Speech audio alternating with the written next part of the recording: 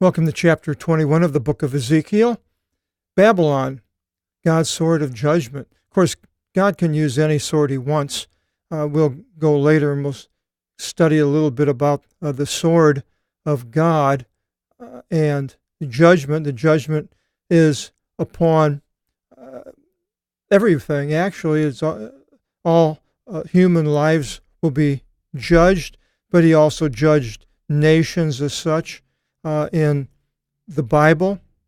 But Babylon, sort of God's judgment, but God, many places, has used people that are more evil than the person that he is judging and using the sword against. And so here we'll find out exactly what this is all about. Verse 20, chapter 21, and the word, the Logos, it starts again with the Logos. The word of the Lord came to me, saying, on account of this, Prophetevson, son of Anthropu, there is a prophesy, a derivative, and son of man, Anthropu, anthropology, and firmly fix your face against Jerusalem. So here we're getting the prophecy, and the object the subject is Jerusalem, and the object of the prophecy, I guess, and look upon their holy places and prophesy against the land of Israel. So it goes into the holy places, which I would imagine is talking about the Temple Mount, but I'm not sure there, and prophesy against, again, the Prophetevson, against the Gain. We have geology, comes from that word, the land of Israel. So not only Jerusalem, but the whole land of Israel, which is again a nation today. Now, and you shall say to the land of Israel. Now, was this the land of Israel at the time of Ezekiel, or is it a future time? If God can prophesy against Jerusalem, he can do it more than once. And Jesus prophesied against Jerusalem, Jerusalem, and as a hen would gather its chicks, but you wanted not. I'm going to leave you desolate. And you shall say to the land of Israel, thus says Adonai Kyrios, behold, I am against you, and I will pull my knife, echiridion mu. This is a knife from out, and there's another word, it's xephos, not cephos, or something like that. Is another type of a knife, and from out of its sheath there's different swords, and here we'll find out about the sword here. But behold, I'm against you, I will pull out my knife. Could be a blade from out of its sheath, which would be the blade of the broadsword, which it'll mention. And I will utterly destroy, I added the I because that's what it is, and I will utterly destroy from out of you the lawless one and unjust one. Well, now the lawless and unjust I don't see has been pulled out of Israel today, so I believe he's talking about a future time. That's my take on it. He continues, because I will utterly destroy the unjust one and the lawless one from out of you. So shall my knife come forth from out of its sheath against all flesh, from the east wind unto the north. So, to me, it sounds like it's a future event, because it's against all flesh. Then it was Jerusalem, then Israel, and now all flesh against the flesh from the east wind unto the north. Unless he's talking about the Babylonians, which come from the east and go across the Fertile Crescent and come down from the north. And all flesh shall realize that I, the Lord, pulled out my knife from out of its sheath, or my blade, so that all flesh. Well, when God was doing this, all flesh didn't know that God was doing this with Israel. It was just the people of Israel that knew what was going on. And it shall not turn back any longer. So the blade is going to do its work. And you, O son of man, groan in the breaking of your loins, that is in urinating, and because you're scared. And in griefs you shall moan before their eyes. So he's to urinate with his clothes on, apparently, and moaning in grief before their eyes. And you can see him there doing that, and they're looking, and oh man, what a sight to behold, man. Now urinating and then moaning and groaning. And it will be, if they should say to you, for what reason do you moan? And you shall say, for the message, the angelia, an angel comes from that. Whenever the alpha, gamma, gamma, that I mentioned so many places, whenever you see those three letters together, it generally has something to do with a message of some sort. For the message, for it comes, and every heart shall be devastated, and all hands shall be disabled, and all flesh shall expire, and every spirit and all thighs shall be tainted by wetness. Behold, it comes, and it shall be, says the Lord God. So this is what Ezekiel is saying, and I believe, again, it's for a future time. And the word of the Lord came. Now there's a break here, because we have the word of the Lord, the Logos. Whenever the Logos of the Lord came in this book, I pretty much give it a separate section. I should have done that, but I didn't. As I mentioned so many places, I like to go through all these, find all these different Logos, and then what the subject of that word was. And the word of the Lord came to me, saying, O son of man, prophesy again, and you shall say, thus says Adonai Kyrios, say, Romphea, sharpen and be enraged, O broadsword, sharpen and be enraged, so that you should slay victims for slaughter. In the imperative, be sharpened, so that you should become for glitter. People will see it, glittering, the swords. Imperative again. Prepare for paralysis, the imperative. Slay, the imperative. Treat with contempt. Put aside every tree. I don't know exactly why he's got that. Put aside every tree. I don't know. And he made it ready for his hand to hold. The broadsword is made very sharp. It is ready to put it into the hand of one piercing. Let's go to my book, Entities of the Book of Revelation, right here. I'll start down here, and Entities of the Book of Revelation, and we'll go in page 167. I'll have to turn the light on here, but so I can see. And here it is, a whole section on the broadsword, and you can see that. And if you get that book, it's available in our bookstore. Great book for the prophets in the book of Revelation. And the broadsword, number 4501, a Romphea. And Genesis 3:24, right away. And he ordered the cherubim and the flaming turning broadsword to guard the way of the tree of life. So God does have this broadsword in the hand of the cherubim.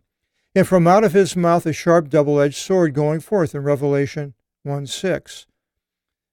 Then in Revelation 2:12, thus says the one having the sharp double-edged broadsword. That would be in Revelation, that the act of exaltation of God is in their throat, and double-edged broadswords are in their hands, Psalms 149:6.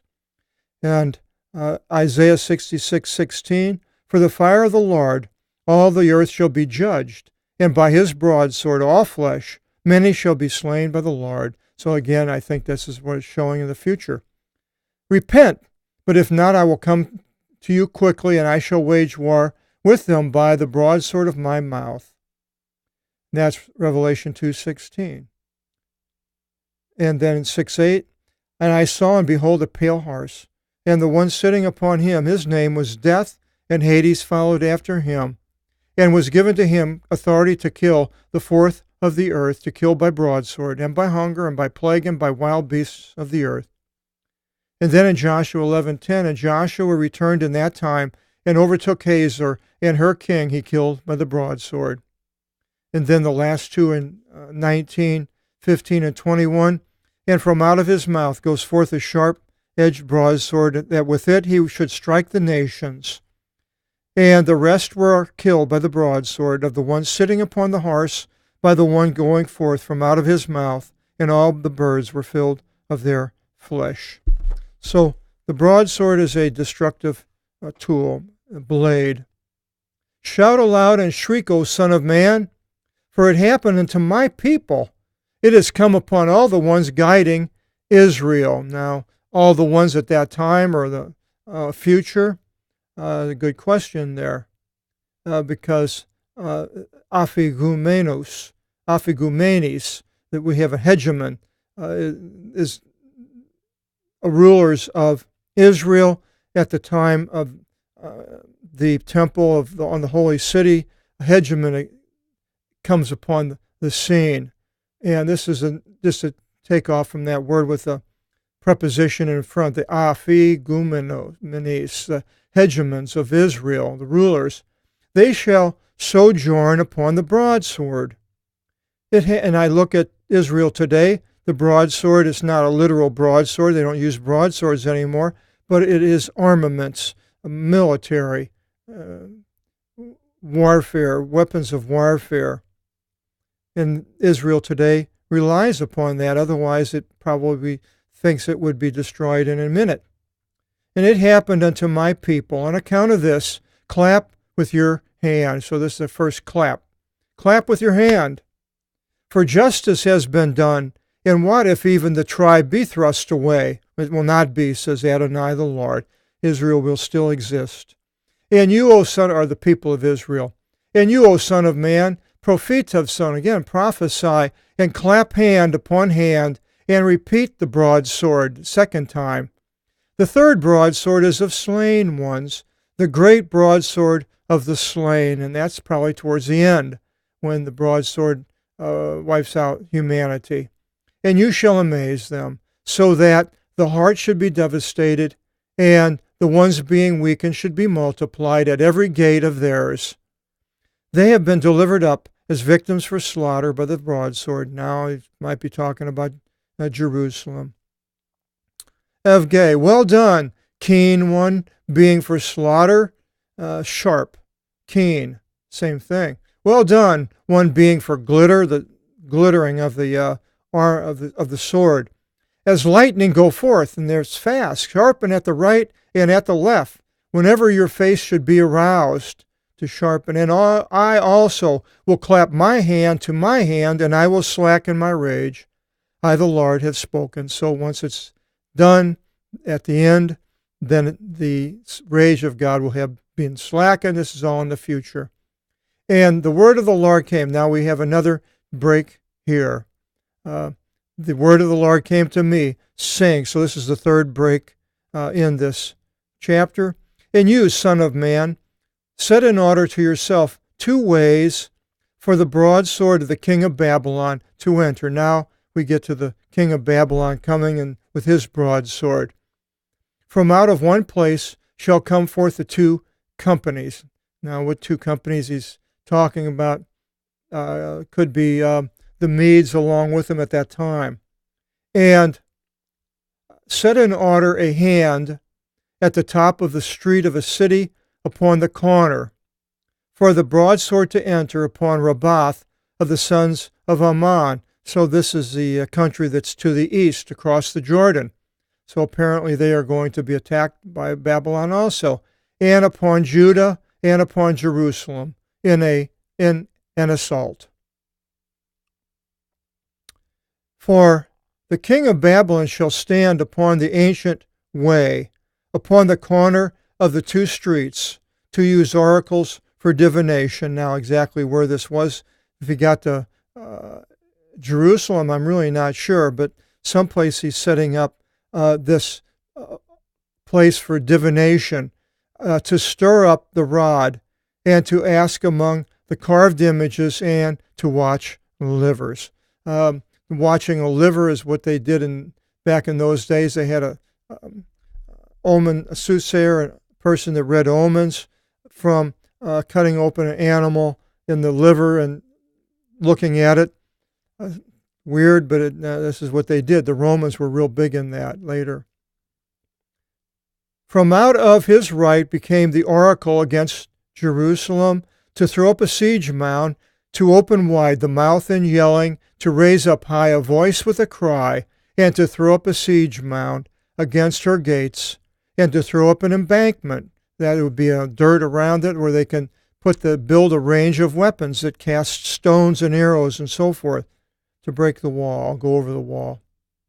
And he, to them, was as one using oracles for divination before them. Now Nebuchadnezzar did send Rabsakis, who said that the Lord used the Lord as a tool to get the people in Jerusalem to surrender, and saying that his master was following Jehovah, Yahweh. Maybe he was. And he, to them, was as one using oracles for divination before them, and he himself was calling to mind their iniquity to be seized. Thus, maybe Nebuchadnezzar there.